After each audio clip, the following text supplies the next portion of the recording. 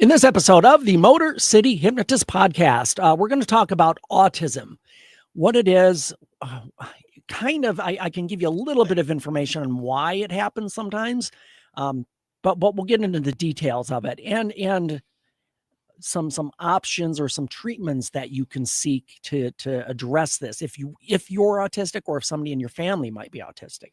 That's a very broad term. It is, autistic. and we'll delve into the very specifics of it as we do this. And then, as usual, we're giving away free stuff. Hang in there, folks.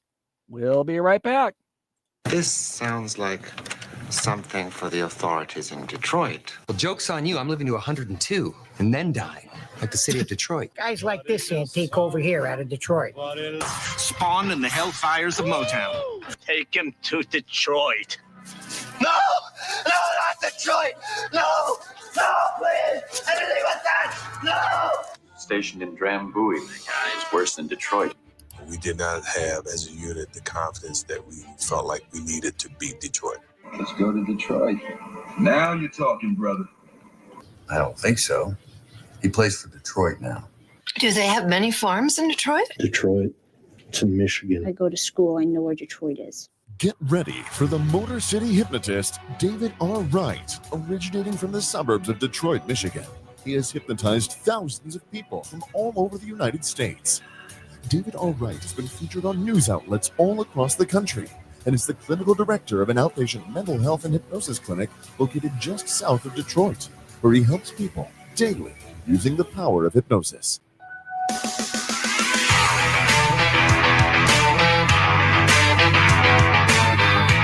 Welcome, the Motor City Hypnotist, David R. Wright.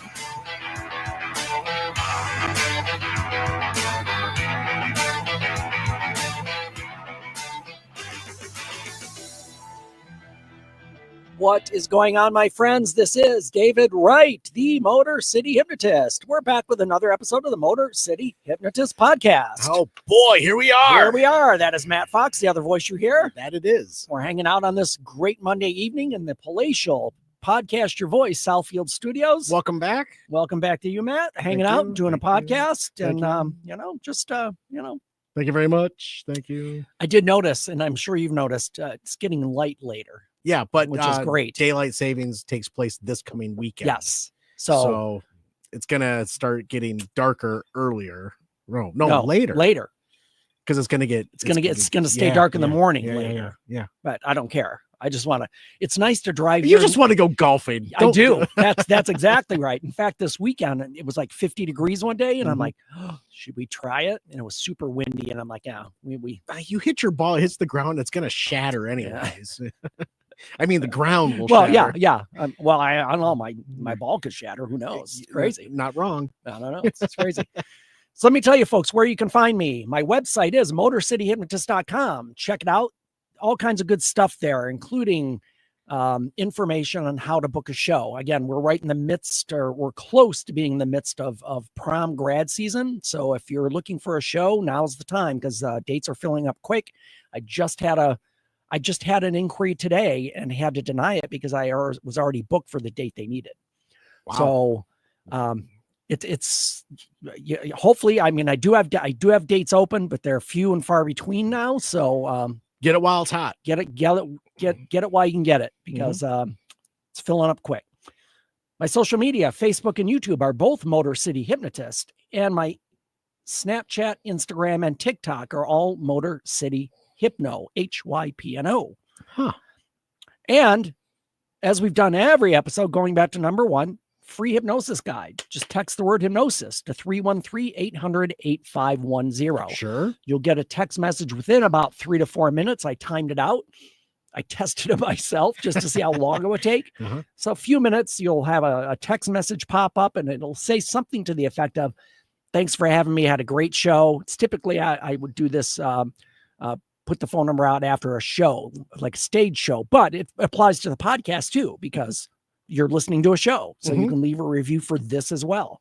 So yeah, you'll get your free hypnosis guide and a link to leave a review on my Google site, Motor City Hypnotist. So reviews are helpful and fantastic, and they help other people see it. So that would be much appreciated. Fantastic. All righty. Here we go. I think it's time. Is it? Is it? It is. All right.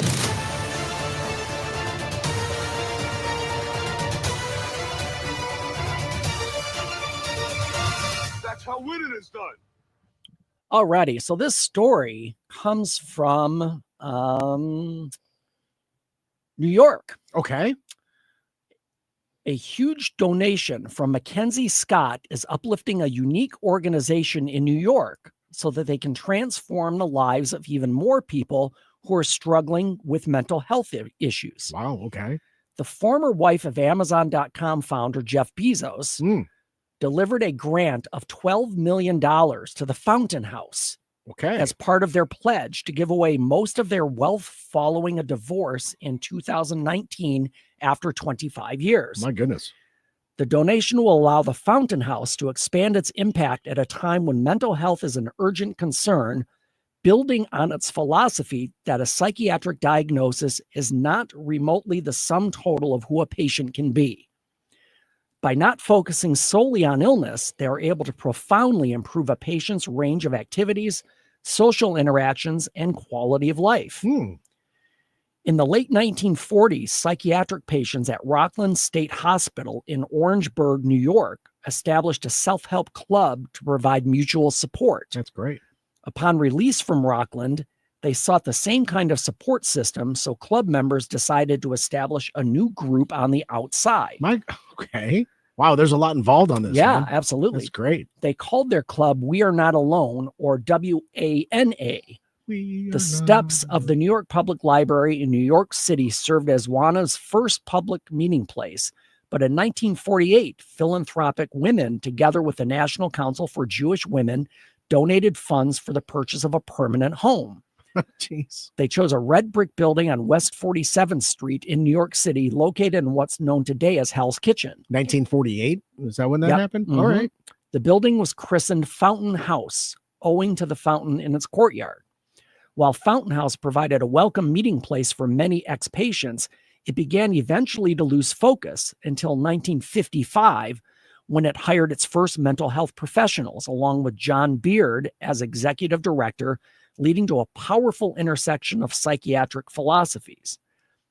Beard expanded the facility's hours and began engaging in the skills and the enthusiasms of members in its operation. I've heard of the Beard Awards. Is that correlation? I don't know. All right, I go on. don't know. All Yeah. right. I'm thinking of something else probably. Yep. He invited them to help hire staff, maintain the premises, assist with clerical operations, and prepare and serve food for members of the clubhouse. As new needs arose, club members were consulted and involved in solutions. The result was greater engagement on everyone's part and close friendships between members and staff. There was a transformative effect, both for self-image of all the individuals involved and for the organization itself. Today, Fountain House has about 1,400 active members. It also operates a second location in New York in the Bronx with approximately 200 members.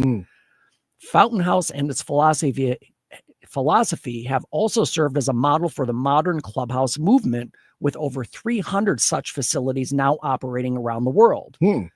In fact, Fountain House's clubhouse model is used by more than 60,000 people with serious mental illness in the United States, according to the Harvard Public Health magazine.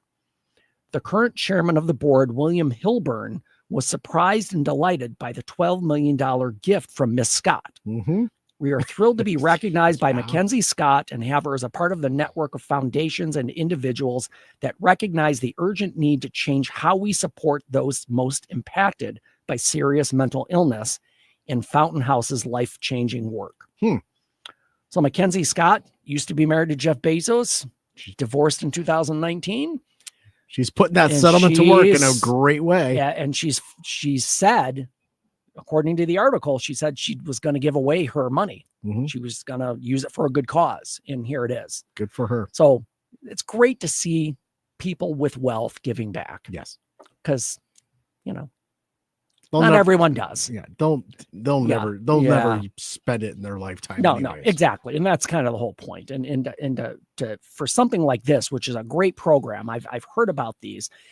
and I did some quick research. I don't think there's anything like that in the Detroit area, unfortunately. Yeah. But I think that would be a good thing for our area. Absolutely, it would be good for any area. Yeah, absolutely. So definitely. So a lot of winners here. Mackenzie Scott, who gave the $12 million gift, and Grant, the Fountain House in New York. Great work, and definitely winners of the week. Thank you. Bam.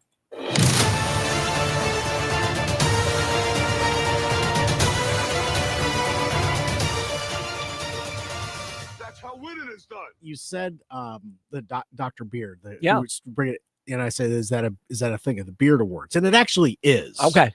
But it's the James Beard Foundation Awards. It's an annual award presented by the James Beard Foundation to recognize chefs, restaurateurs, authors, and journalists in the United States. And it's usually scheduled around the 6th of May on his birthday. Okay. So it's like the Oscars of food. Yeah, Oscars of yeah. So nice. I thought I heard of the beard. You know, you watch enough you watch enough Gordon Ramsay shows, you hear that. I'm sure. Yep. I'm sure I've heard it because I've watched all of Gordon Ramsay stuff. So back to it. So this is a topic we have not. We have never talked about autism on the show. I went back and looked at show notes because I just had to jog my memory a little bit. I didn't remember doing it. I looked back and we have not addressed autism in any of our episodes. So I thought this would be a good time to talk about it. Sure. So there's a lot of I'll just say misunderstanding or maybe misinformation regarding autism. So go on. I'm going to start just with statistics, and we can ease into the meat of this as we get going here. If I could, Dave. Yes. As we go through this, I want everyone to kind of think of one word.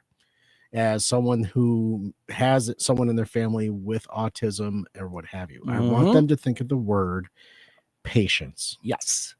That's just keep absolutely keep that word at the top of your mind as we talk through this. Yep. So go on. So let me talk about autism has gone through. How should I say it? It's better understood today than it was 40 years ago. The understanding of it has evolved. Yes, it exponentially. And even the way it's diagnosed and the DSM manual has changed. Yeah, because it used to be there were all these subsets of autism, and it is now grouped together, autism spectrum disorder, ASD, and that is what the diagnosis would be from the DSM. So it is a spectrum. That means somebody can be severely autistic, somebody could be mildly autistic. And just like any other scale, a lot of people could be affected and not even know it, and not even realize it. That's the big thing, because there's no one test to say, yes, you have autism. Right. It's done by examining a client, looking at behaviors, their own self-expression of what they're feeling and what they're going through. So it's not like yes, you're autistic, or no, you're not. Right. It isn't that cut and dry. And I said this before we started recording, is like at some points in our lives, our childhood, our adulthoods, we've all have a certain form of autism, just on our own habits, on our own behaviors. There's a autistic behavior that we exude, but there's more to that. Right. Absolutely. And I will say, Matt, that a lot of people, like I said, there are probably so many more people with autism than you would even guess, because again, they've never been diagnosed. It doesn't affect their day-to-day life. There it is. Thank you.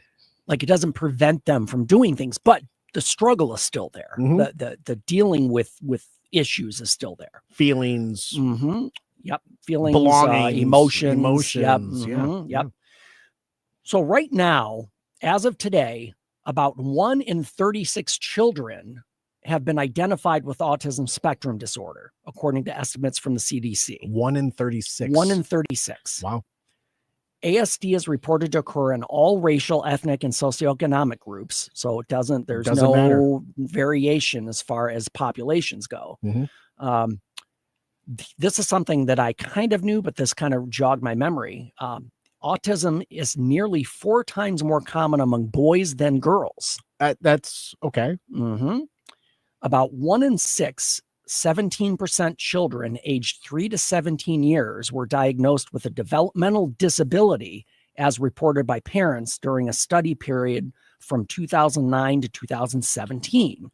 Now, when we talk about a developmental disability, it groups a lot of things in, such as autism, attention deficit disorder, blindness, cerebral palsy. I can't get that word out, among other things. But there's a large percentage of children with developmental disabilities. So what are some of the things that a parent should look for when raising a child and you think they have tendencies? At what age should those, I hate to say the phrase red flags, but what behaviors would a parent be looking for? So we'll get into that. We'll get more into those. All right, I'm jumping the gun. No, you're okay, because that's a good question. My people will want to know that. Yeah. So here's the interesting thing. I have a chart here, and this goes back to 2000, the year 2000. All right. So back in 2000 and 2002. So these reports come out every couple of years from the CDC. Okay. So in 2000 and 2022, 1 in 150 children were diagnosed with autism. ASD. ASD. Okay. Yeah, autism spectrum disorder. In 2002. 2004, it's now 1 in 125. All right. So 1 in 2006, it was 1 in 110. You can see the percentage is going up year by year. Drastically. This is a big jump. From 2006 to 2008, 1 in 88 have been diagnosed. 2010, 1 in 68. 2012, 1 in 69. 2014, 1 in 59. Wow. 2016, 1 in 54. 2018, 1 in 44, which brings us to the current 1 in 36. So they're finding more things that are triggering, for them to diagnose. They're seeing behaviors that represent the ASD. They're finding more behaviors that are reminiscent. Well, and I think what is happening, and this is just my professional opinion, that the CDC collects data as far as what's reported. So I have a feeling it's just being reported more accurately over the last 20 years, more often than it ever has been, probably more often.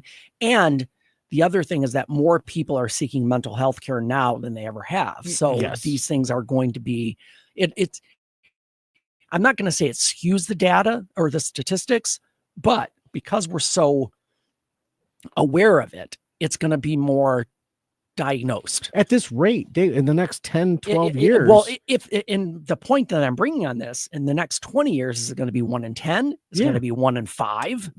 It's going to be 1 for 1. I mean, at some point, and I don't know if there's some sort of block that we get at some point where, okay, it's kind of leveled out. Right. Where's it going to plateau? Yeah. Where it's going to plateau.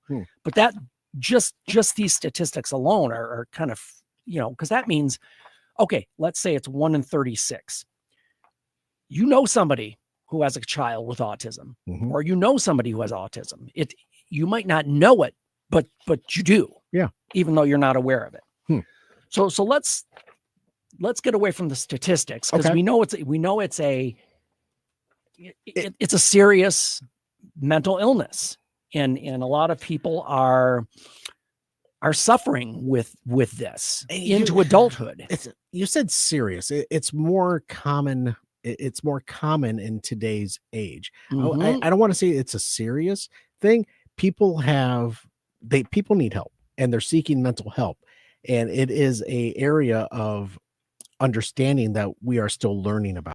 We have to, as a society, as a community, as a human race, it comes down to understanding what individuals are going through and how to help them. So go on. So as we've stated, autism is a spectrum condition. It's on a spectrum, and it can be very mild. It can be severe. So over the years, there have been different terms used for autism. It used to be delayed developmental delay. Is what it used to be called to, and we also used to call people autistic, like as a description, according to the diagnosis. Right. But here's the big thing is with autism, it's hard to define because people can say, oh yeah, it's a learning disability, but it's not that. It's most autistic people have higher than average IQs. Yeah. Like they genius level. They can be genius level. Absolutely. And therein lies the challenge with this is because when you're people who are super smart have an expectation of how things should be structured and how things should work out. Yeah. And when it doesn't fall into that opinion that they have, they get really thrown off by it. It just emotionally, mentally, physically even. So here's the thing.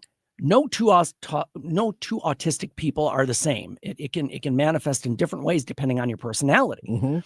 So, but there are certain traits that kind of go along that we can kind of classify this disorder. Mm-hmm.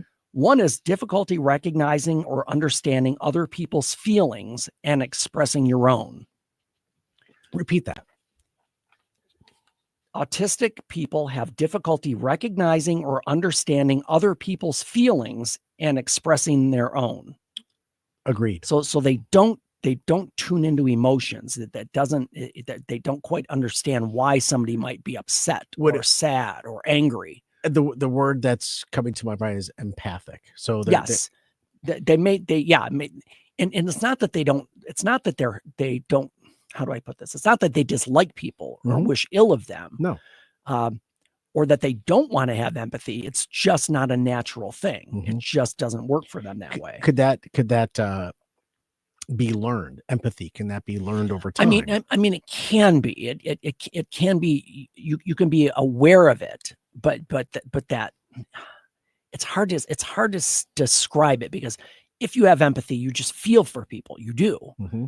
And somebody who doesn't, it might be hard to get there. Now you might be able to recognize it. And you might be able to I was going to say fake it, but it's not really faking it, but you can try to kind of to get into it. Well, they say fake it till you make it. I'm sure. Yeah. The other thing that you'll find in autistic individuals is they find things like loud noises or crowds or bright lights. They find that upsetting. Oh, it's just too much stimulation. Overstimulating. Yes. Too much stimulation. Mm-hmm. They prefer familiar routines and they feel anxious or upset about unexpected changes or unfamiliar situations. That's why most autistic individuals stay isolated because they don't want to be out. Now, here's the other thing. And here's where the intelligence comes in. Many or most autistic people are highly focused as far as their hobbies and interests. Highly functional in that regard. Yes. And in fact, over functional, like they can be very, I'll give you a couple of good examples on clients I've worked with. I had a client who was just, he was autistic and you could tell because he had these emotional breakdowns and these emotional outbursts and when things don't go right and his mannerisms. Yes. But he could spend hours at home building Legos without an issue because he was locked into his own space, doing his own thing. And he his mom said he doesn't even look at the directions half the time. My goodness. That's incredible. Yes. So there's an example of somebody who, they have a hobby, they have an interest, they get into it and they can do it and they do it really well.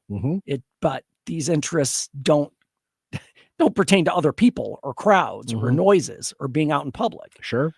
A lot of times autistic individuals, they take longer to understand information. They're given information, especially if it goes against what their perception is. They have a hard time putting that and getting that set in their own head. Yeah, I can see that.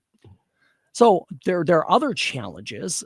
Again, just based on studies, and we see with autistic individuals, typically they're more creative, determined, and focused. Believe it or not, on a specific on task? specific things. Yeah. Now, here's the thing: you might have any or many of these things that I've just read off. It doesn't mean that you're autistic necessarily. Okay, but it would be something just to be aware of. So, I again, some of these things I relate to. Sure. Like I can say, if you gave me a choice, we're going to go out to a party with 100 people that you don't know. We're going to be there for 4 or 5 hours, and you just need to socialize. Okay. I can do it. Yeah. I don't love it necessarily, but I could do it. Sure. I would much rather be in my own home reading a book. Right. That is more enjoyable for me. You give me a playlist of songs. Yeah. And yeah, you say, you know what? These are the songs for the evening. Your job is to make them dance. I will look at said playlist and I will put it together, and I will do everything that I can to make sure that it's beat on beat. And that's me. That's what I do. And I have to pick the right song. And if I don't see a song on the list that I think is going to work, it's really hard for me to go off the reservation. Yes. And bring one in. Yeah. And bring one in. Yeah. No, I get it. It's a lot. And for those of you who have children who are autistic, it can be challenging because it's frustrating because they don't think the way you think. Now, I'm not saying we want to raise clones or people that think exactly the way you think, but especially as a young child, for one, typically children have a hard time expressing their feelings anyway. It usually comes out in an emotional outburst, an angry outburst, crying spells. And as a parent, you might see it as being disrespectful or quit being a baby, things like that, because you don't understand the difficulty that your child is having just doing simple tasks. There are certain phrases that you can say to a child who is developing, and the one phrase that really gets me is, "You need to grow up." If you say that to a child, that's it's demeaning. It is. It's not understanding. And if you've said that, it's okay, but you just have to understand where the child is coming from just a little bit more before you have an emotional outburst yourself as an adult. Yeah. No, absolutely. And that is something that a lot of folks, including myself, struggle with. Because autism doesn't go away when you age.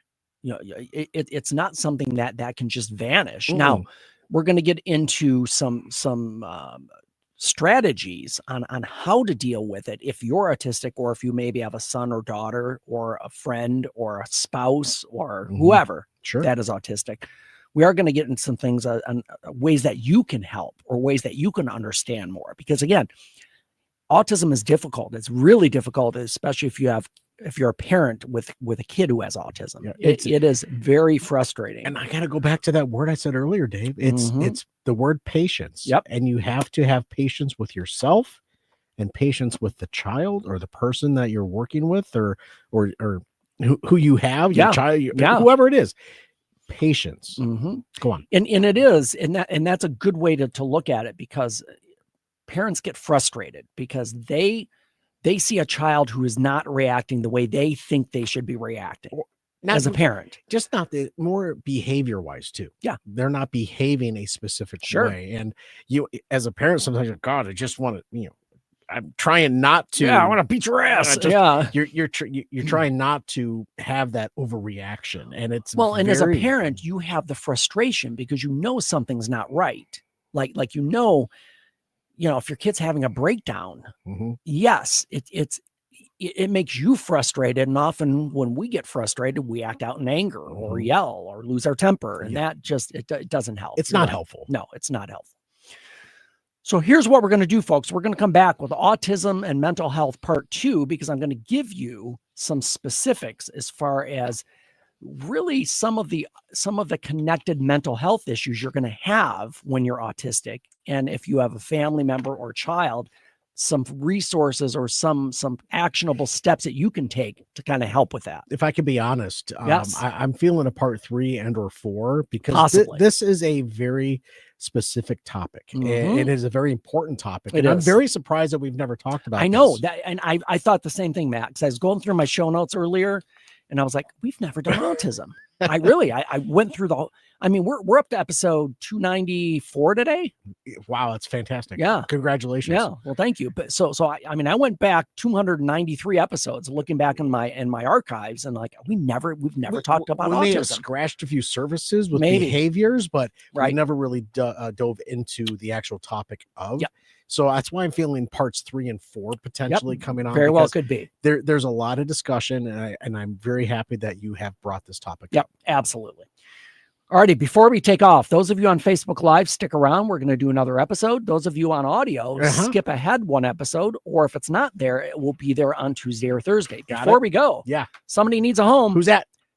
Sparky. As I saw the name. Sparky. Oh, look at that.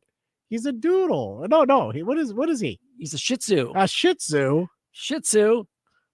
Date of birth 2023. So he's just a couple years old. Male. It's going to be 10 pounds. Little dude. Yeah. Dog friendly, yes. Cat friendly, yes. Kid friendly, yes. Cat friendly? Yeah. Cat friendly, Sweet. yes. Activity levels, low, medium. Yeah. So this is a kind of dog that you're just going to carry around with you. Is that when a you go to green the bow tie? store? He's wearing a green bow tie. He is wearing a green bow tie. Sparky. All black. You take a look if you want to look closer, Matt. He's a cutie He patootie. is. Aw. Yeah, we all know what happens when you cross a bulldog and a Shih Tzu. Yeah, you get a bullshit. You get a bullshit. Yeah. No! No! Don't shut me up! He's adorable. He's got the funniest little mouth. I know. Yeah, he's I so know. cute. Yeah, he is cute. So Sparky is at Detroit Dog Rescue. He needs a home. Pick him up. He could be sitting in your lap tomorrow. Honestly. Yes, absolutely. Sparky, DetroitDogRescue.com/adopt. Sparky needs a home. Sweet. Alrighty, folks. Again, Facebook Live people, stick around. Other people just jump ahead or wait for the episode to drop. All right. Change your thinking, change your life, laugh hard, run fast, be kind. We'll see you next time.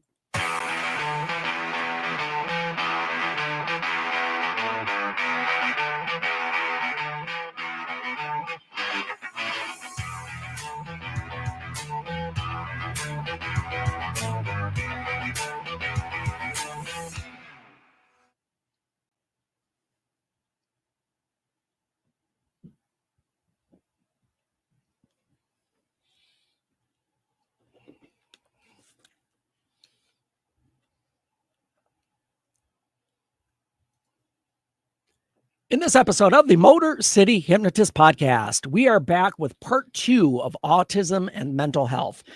We were talking last episode, if part 1 is out there. So if you haven't listened to that, you can jump back or you can listen to it after this one. But Matt and I were just talking in between shows, even that we've done like almost 300 shows. We've never covered autism. So I feel like this is a really good, I'm glad once in a while we'll come up with something new. Yeah. I mean, this is it's just surprising that we've never talked about it, which is surprising to me. So, but we're here with autism and mental health part 2. We're going to get into some specifics as far as, if you know somebody who's autistic, or if you may be autistic yourself, some strategies or things and that can help you. And as usual, we're giving away free stuff. Hang in there, folks. We'll be right back. This sounds like something for the authorities in Detroit. Well, joke's on you. I'm living to 102 and then dying, like the city of Detroit. Guys like this antique over here out of Detroit. Spawned in the hellfires of Motown. Take him to Detroit. No! No, not Detroit! No! No, please! Anything but that! No! Stationed in Drambuie. It's worse than Detroit. We did not have, as a unit, the confidence that we felt like we needed to beat Detroit. Let's go to Detroit. Now you're talking, brother. I don't think so. He plays for Detroit now. Do they have many farms in Detroit? Detroit to Michigan. I go to school. I know where Detroit is. Get ready for the Motor City Hypnotist, David R. Wright, originating from the suburbs of Detroit, Michigan. He has hypnotized thousands of people from all over the United States. David R. Wright has been featured on news outlets all across the country and is the clinical director of an outpatient mental health and hypnosis clinic located just south of Detroit, where he helps people daily using the power of hypnosis.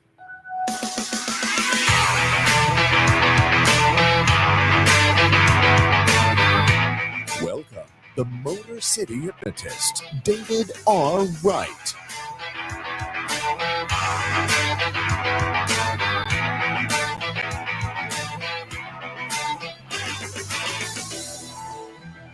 What is going on, my friends? This is David Wright, and we are back with another episode of the Motor City Hypnotist podcast. Yeah, you are. Yes, we are. We're here in the Podcast Your Voice Southfield Studios, the palatial Southfield Studios. Yes. Hanging out on a Monday evening, doing a podcast, enjoying a beverage, and hanging out. How was that Eagle Rare, by the way? That's good. Yeah, I liked it. Too bad we knocked it out, but I don't know what you're talking about. That's Matt Fox, the other voice you hear. He's our producer, our whatever you know. Yeah, I had to run to the restroom, and hey, you're all good, man. You're all good. I got it. I handled it. You did. So you did. I'm surprisingly talented when I need to be. So let me tell you, folks, where to find me first. My website is motorcityhypnotist.com. Go to there if you want to show. Prom night and grad night season is fast approaching. In fact, I got a show just a month away. The 4th of April. I'm down in Florida. University of Gainesville, Florida. Go Gators. Yep. And I'll be there for your dance marathon on Saturday evening from 9 to 10 p.m. Is it the Gators that had the blue field?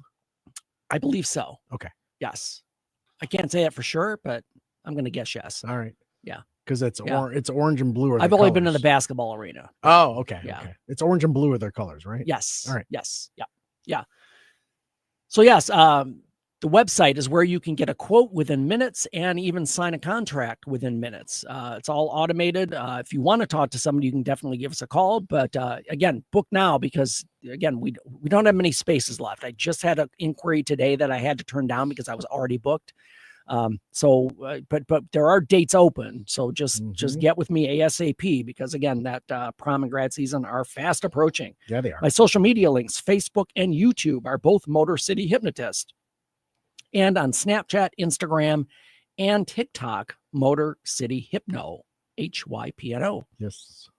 And just as a heads up, folks, we typically will stream to the Facebook page, the Motor City Hypnotist page, but we are going to, in the near future, be streaming also to YouTube. Yeah. So we're going to get that set up probably for next episode, I would say. Yeah, we'll work on that with you. Yeah. Yeah. Cause my and I'll be honest, I've because Facebook is more social, I focused all my energy building that over the last, 10 years since I've had businesses. And, the Facebook page, as far as the Motor City Hypnotist page, we're over like 45,000 people. So, but I haven't done no work on growing my YouTube channel. So hopefully this crossover will help us kind of build that audience as well. No time like the present. Absolutely. David. And as we've done every episode, going back to number 1, and we're on episode 295 or 96. I don't know for sure, but free hypnosis guide. Text the word hypnosis to 313-800-8510. Within 3-4 minutes, you'll get a text back. It will give you a link to leave a Google review. Review would be fantastic. That would help us out tremendously. Leave a review of the podcast. Even if you've seen one of my shows, you could leave a review for that. So that would be fantastic, and I would really appreciate it. Thank you. All righty. Here we go. It's time.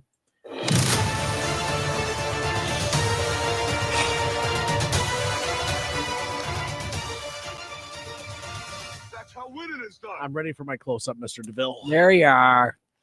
All right. This comes from Corpus Christi.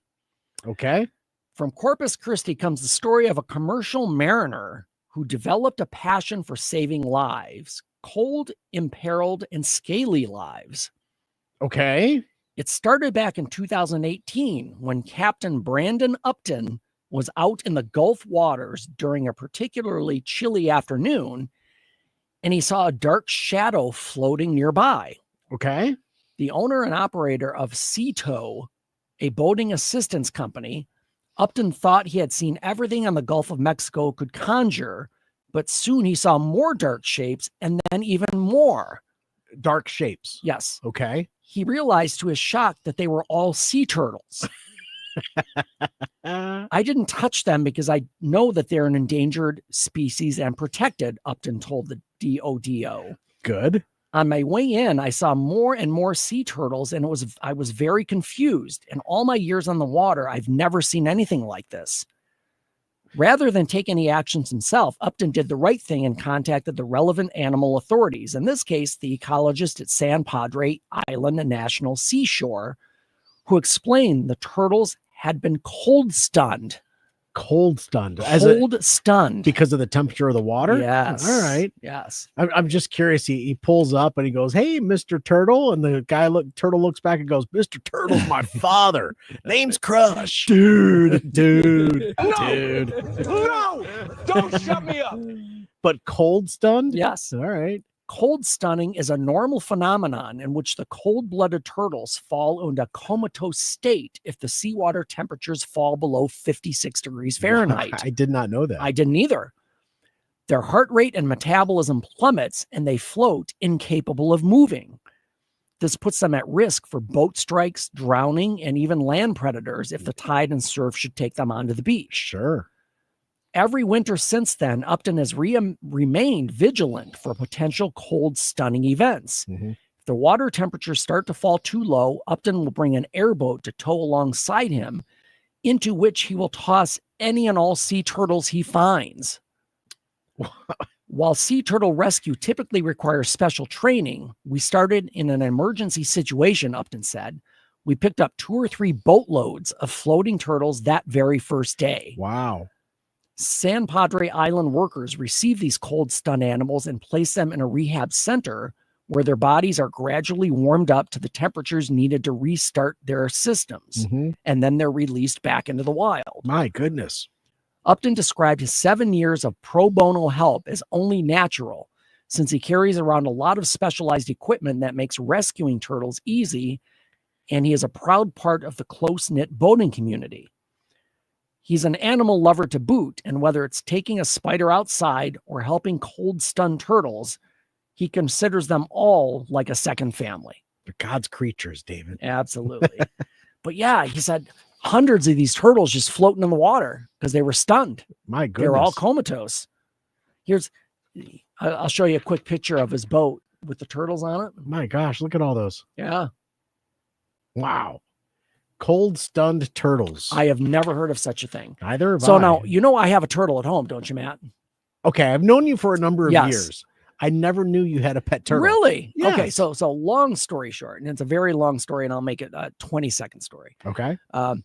We lost our dog, Pippin, Yes. 2 years ago. Mm-hmm. 2 years ago in April. So my son had a friend who worked in a veterinary office Mm-hmm. as a vet tech. Okay. And she would come over a lot of times, but she brought this turtle over that somebody had brought to the veterinary clinic and just gave it to them. So long story short, it's an African side-neck turtle, which typically are not pets in the United States. So okay. somehow or another, somebody got this turtle. Was it Mike Tyson? Nefariously. I don't know. I don't know what the word to use there. So, but the people who had this turtle, it was just sitting in an inch of water for like a year. Its shell was rotting. Oh man. It wasn't taken care of. It was super sick. Yeah. So we inherited this turtle. Okay. Because Ethan, my son, said, I'll take him. Uh-huh. So we get the aquarium set up again, but we're talking about water temperature. The temperature has to be 78 degrees. It can't go below 56. No. And you have to wait. There's a heater in the tank and a thermometer that know exactly what the water temperature is, and keep it at that. And to make a long story shorter, what is the turtle's name? Gus. Yes. All right. And Gus the turtle. Gus is thriving. He's doing well. Now, I will tell you again a very short story, because when we got him, he was not taken care of. No. So he was very lethargic. He wouldn't eat. He had this bubble growing up out of his shell, like this air bubble, because his lung was secreting fluids. So we took him to a vet out in Canton. It's an exotic vet. Sure. We ended up having to give this turtle a shot every 2 days for like a month of antibiotics, because the turtle had oh God, I'm drawing a total blank on sepsis. The turtle was in sepsis. He had an infection.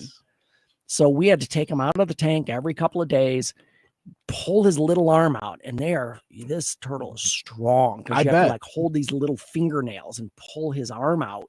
And you don't want to pull it off either because when they feel threatened, they retract. Yeah. So when you take him out of the tank, he's all retracted into a shell, and you got to pull that arm out.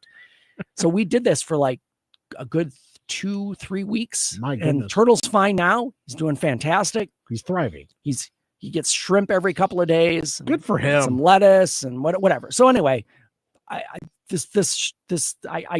gravitated to this story because we own a turtle. So thank you for sharing that. Absolutely. Definitely. So Captain Brandon Upton. Yes. And the saving these turtles. Definitely winner of the week. Thank you.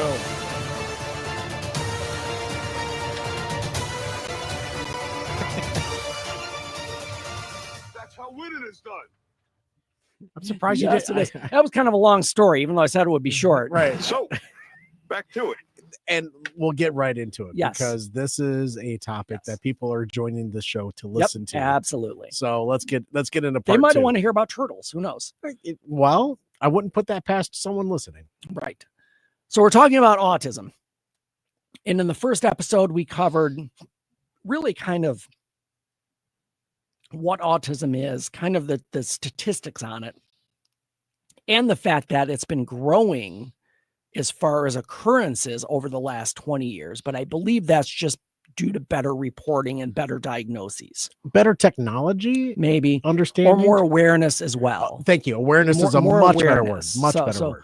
So it might seem like that more and more people are autistic now than they used to be. It's only because we're better able to track it and recognize it and report it. Right. So, because I don't want people to think, oh my gosh, we're all going to be autistic in 20 years. I mean, I know that seems ridiculous, but just to calm your fears. So, so we talked about also kind of the symptoms of autism. And again, if you didn't listen to episode 1, you can jump back after this episode is over and you can catch up on those things. Got it. So let's talk about autism and what exactly happens to somebody's mental health when they're autistic, because everybody has mental health issues. I say this to clients that come into my office. Every client that comes in, because they're even though we progressed as a society sometimes, or somewhat, the fact is everybody has stuff they're dealing with. Sure. Everybody has mental health challenges at some point in their life, maybe a large portion of their life, maybe a short point. It doesn't matter, but we all experience mental health issues. Same thing with people who have autism. They also have mental health issues, and maybe more so because they're dealing with this autism. All right. So autistic people can have great mental health if they take care of themselves and if they do the things they're supposed to do to remain healthy mentally. So there's an autism research charity. It's called Autistica.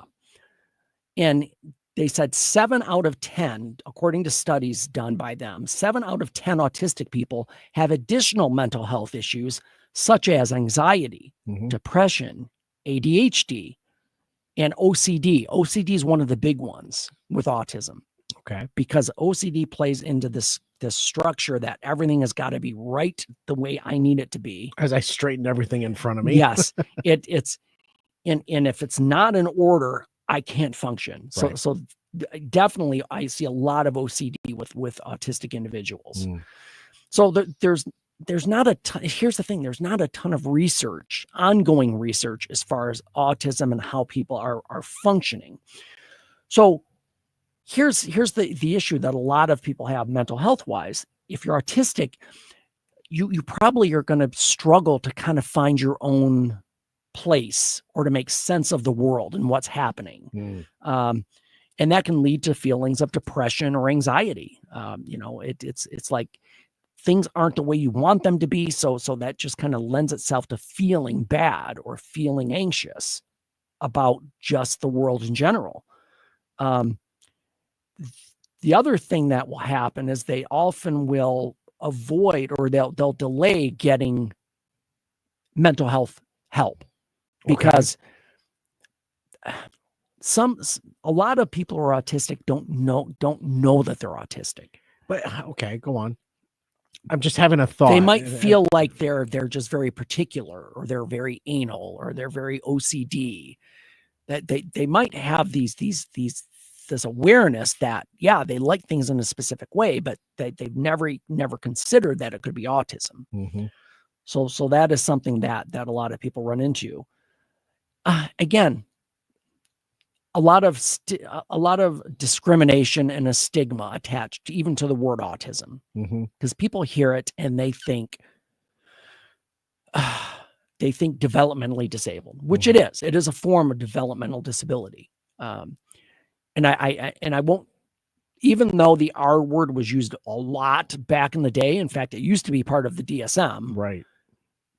That's the kind of people that people perceive that is what autism is, and it's not. No. And it was it was behavior based, which is why that R word was being used, and it has developed into something of more of an understanding of how to help the individual work through and understand what they are going through in a mental capacity. Right. The other challenge with those who have autism is that there's often not appropriate support available.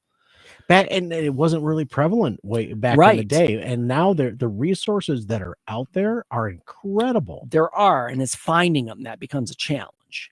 If you know where to look, correct, and the resources that are available to you and how to use them, they're there. You just have to look. And I will say, just based on, and now just keep this in mind, I graduated from school 30 years ago. It's been a long time. And you know, we had our training, we all through school, and even with our practicum and our internships, we learned how to diagnose. We learned how to look through the DSM and categorize people. Now, I hate to say it that way, but with any medical issue, that there has to be a diagnosis. Unfortunately, because we have insurance companies. Right. When you say, and the DSM, you know, it used to be a catalog. Now it is a 100% resource that people will go to. You go and you say, yes, they can. Yes. And it's kind of like going to WebMD. Right. I mean, really, it's, and because listen, we can all look at it. I can look through the DSM-5 right now and just flip to a page and say, oh, I have that. Oh, I have that. Oh, I have that. Sure. Yeah. I mean, just a catalog of stuff. You can, because so I guess the big thing is don't get too caught up into, oh my gosh, I might be a narcissist. I might be a mass murderer. I don't know, you know, but don't get too caught up in the details of it. But as long as you go through, I have that, that don't go, I want that. I want that. My point of that is a lot of us have symptoms that could be defined in the DSM. That's just part of life. So again, because there's not a lot of people with experience with autism, especially in therapy settings or even medication wise, it tends to not get the treatment it should get. The treatment, what's the word I'm looking for? It's really not getting the focus from the larger community, from the larger mental health community. It's not getting that more of a focus, right? Am I? Because it's a much more prevalent today than it used to be. 20 years ago. Right. There's got to be more. There has to be more for these folks. And I am going to give you some resources as we go through here. Okay. So here's the thing. If you're autistic and you need assistance with your mental health, or if you have a child or even a young adult or a teenager that you feel like might be autistic, it's important to get the right support. So here's what the first thing I'm going to do is refer you to your primary care physician to start off right off the bat, because they have experience, not that they will address it necessarily, but they have networks that they can refer to. Okay. I'm having more thoughts. Go on. The biggest organization in the country is the National Autistic Society. Sure. And they have a lot of information on their site as far as, you know, making appointments and how to kind of handle that. So for example, if I know I have an autistic client coming in, let's say somebody calls me and say, hey, my 16-year-old son is coming in. He's autistic. He's really sensitive to loud noises and things like that. I will actually dim the lights in the office and make things just more peaceful. And I know when this client comes in, I'm going to be very soft spoken. I'm just going to give him time. I'm going to recognize a comfortable environment. Absolutely. Yes. And most, and I hate to say this, but most doctors' offices are not a comfortable, welcoming place. Going to the doctor's, it's all fluorescence. All the chairs are hard. You sit on this table with a bunch of paper on it. You know what I mean? It's for, and what I'm doing is I'm putting myself into that situation. Like if I were severely autistic, that would be a terrible place for me to be.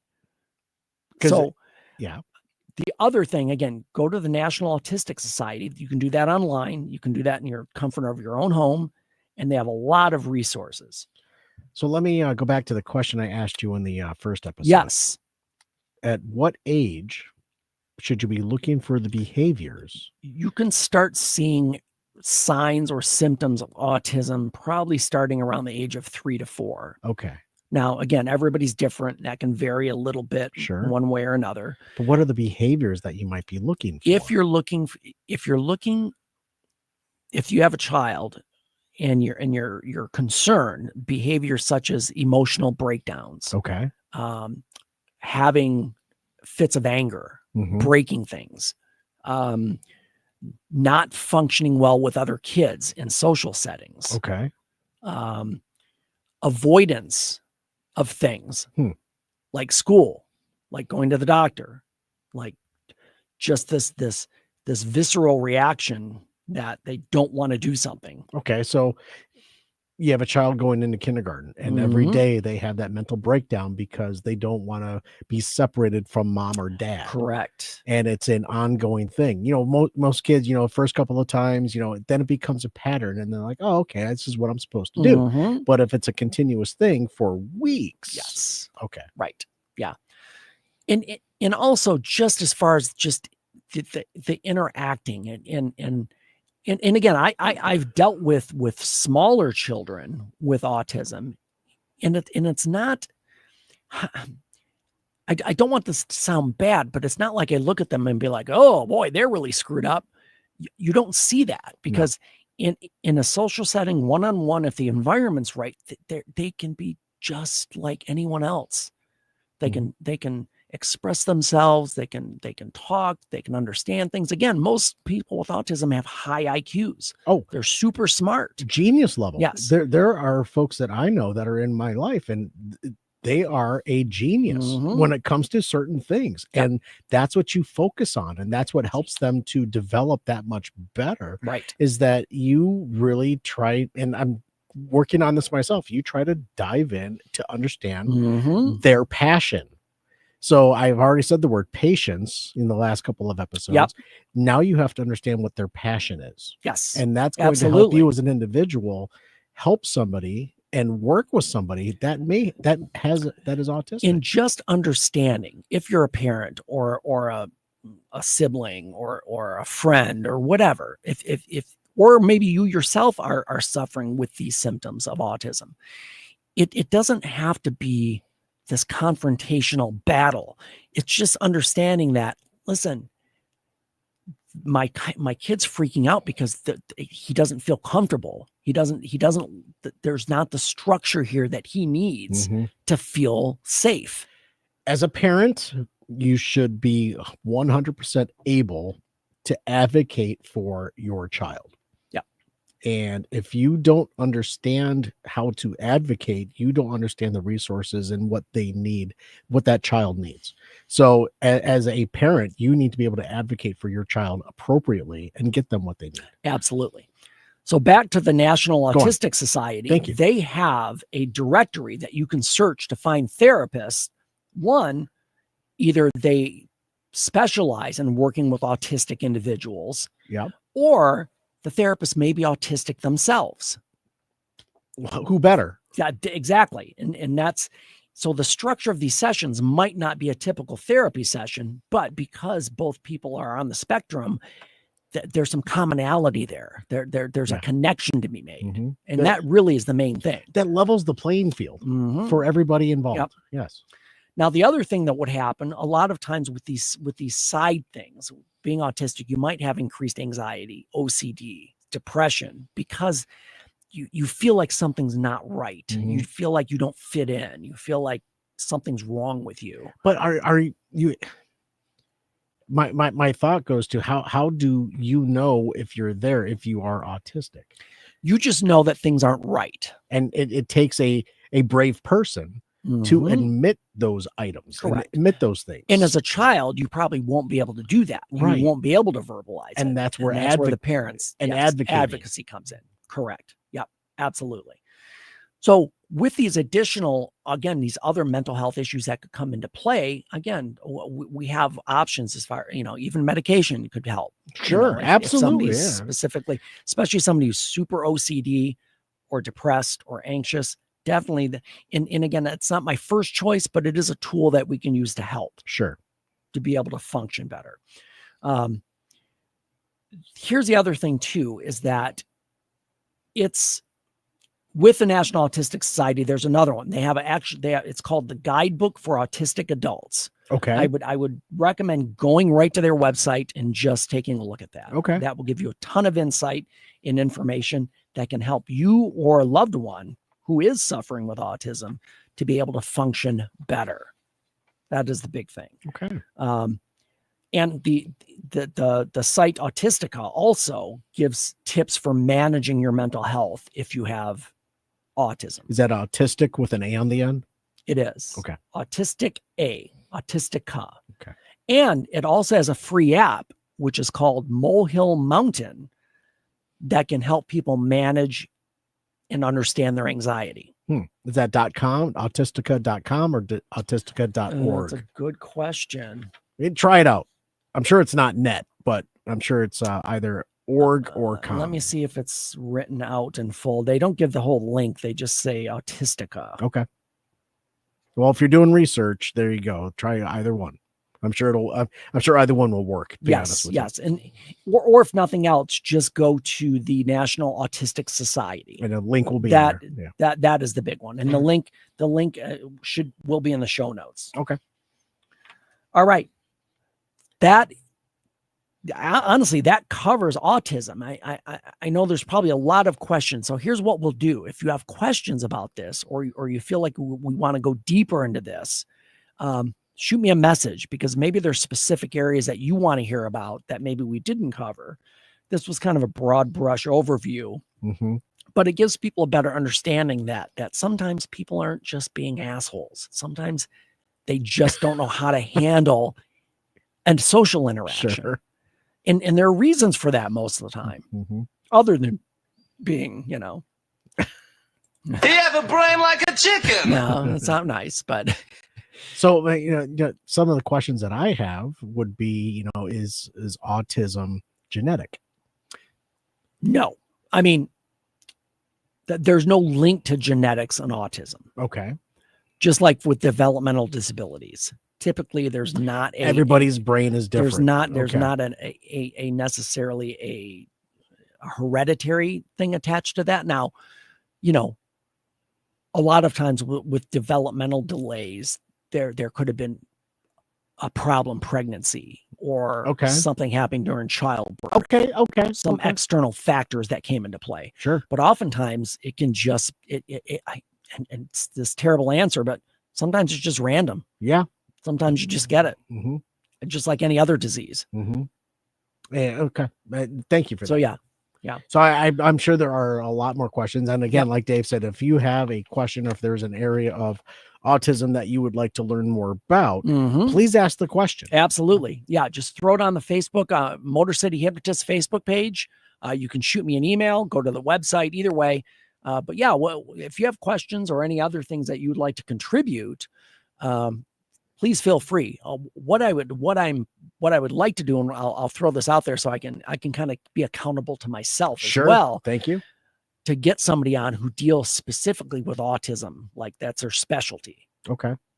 I think that would be some good insight and somebody we can bring in. Okay. As soon as I find them. All right. Cool. So that is our autism and mental health. So before we take off, somebody needs a home. Who dat? Jax. Was that with a Jax? Jax. Oh, the real thing. All right. It's a Labrador, born in 2016. Okay, 7, 8 So years he's old. about 7, 8 years old. So again, probably getting near the end of his lifespan. He's in his midlife crisis right now. Yeah. He's 90 pounds, dog friendly, yes. Cat friendly, unknown. Kid friendly, over 5 years old. His activity level is low, which kind of weird for a lab. Hey, at 7 and 8, maybe. Yeah, at that age, probably so. My hips. But Jax needs a home. Oh, look at him. Yeah. Oh, look at the ears. He's a pretty puppy. Thank you. Let me see him. He's a pretty looking puppy. Yes, definitely a lab. A golden a gold lab. Yes. More brown. But he's cute. He is cute. He's got very intelligent eyes. He does, doesn't he? Yes. It's like he's staring into your soul. Kind of, yeah. So anyway, Jax needs a home. He's ready to go. Give him a great second half of his life with a loving home where he can just drool on your pants and chew on your shoes, chew on your shoes and lay in your bed and all the good things that we get when we have a dog. So Jax is at DetroitDogRescue.com/adopt. He's available. Yeah. He's ready to go. Please. As of today, unless somebody picked him up this afternoon, he's there. Hey, take a look. Sooner the better. Get him. Jax. All right. That is it, folks. Thanks for joining me. We'll be back next week. And next week, again, I can tease this. Pretty sure we kind of got it nailed down. Okay. We have a guest coming in, Terica Lewis. She's a therapist in my office. She is a certified sex therapist. Oh, my goodness. Now, a lot of people will be like, oh, what is that about? Oh, well, tune in next out. Monday. Next Monday at 8 o'clock Eastern Standard Time. She'll be sitting right at this table with us, and we'll be talking about sex. Okay. Here we go. Yes. Sexy time. Yeah. All righty, folks. Change your thinking, change your life. Laugh hard, run fast, be kind. We'll see you next time.